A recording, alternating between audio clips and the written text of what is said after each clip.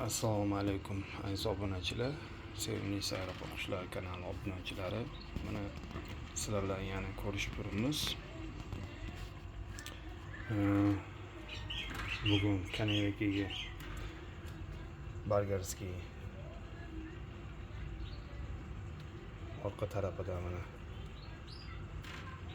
shu ovqat qilayotganda yunini chiqarib po'choqga tashlab yubormasdan buni o'zini bersa mazza qilib yeydi. Kanevskalar yaxshi ko'radi buni. Ne только Kanevska, buni norchilar ham, ko'kirlar ham yeydi. Bu yaxshi vitamin, zo'r, mazza qilib yeyishadi. Buni har kuni berilmaydi. Bir kunda bitta.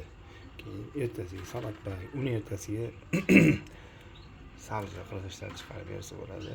Hozir kun issiq, xabaringlar bor.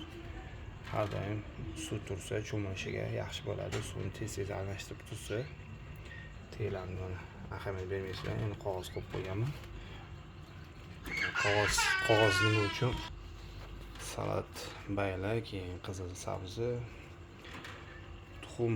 Endi tuxumni to'g'risini po'stlog'ini ham tashib olmasa, ularni talqon qilib solib qo'ysa, bunaqa kichkina idishlarga, mensimli idishlarda yeydi uni ham.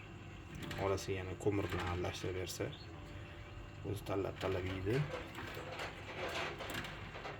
Xullas, shu hozir beramiz qushimizga mana.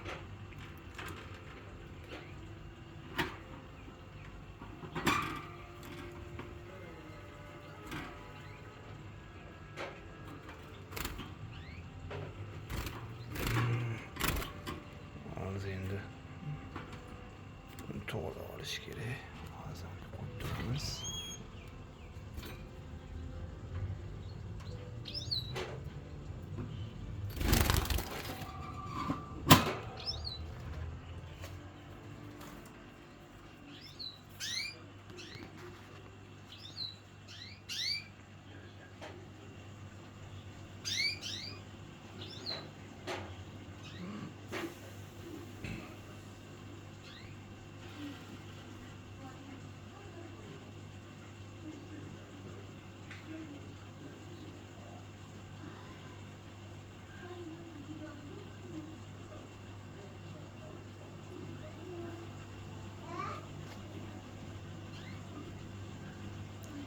Hozirgi gap emas, mana spoti bilan mazza qilib yeydi.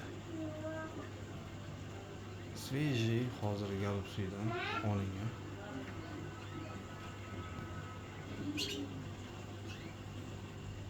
Bargarskiyni juda yaxshi ko'radi.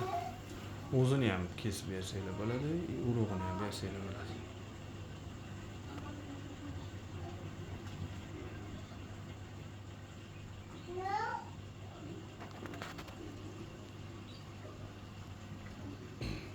Videomiz spoti bilan